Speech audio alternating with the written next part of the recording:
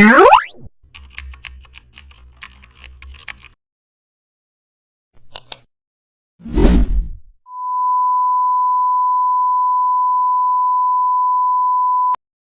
back to the channel, and don't forget to like, share and subscribe for more updates.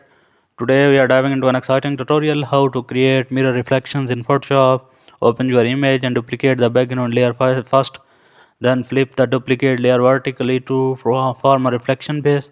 Now use the clone stamp tool to smooth out the joining line.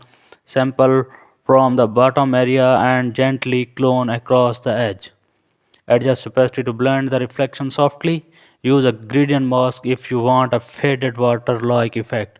The clone stamp tool helps cover any mismatched textures perfectly.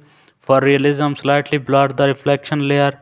Clone subtle ripples or lighting changes for added depth.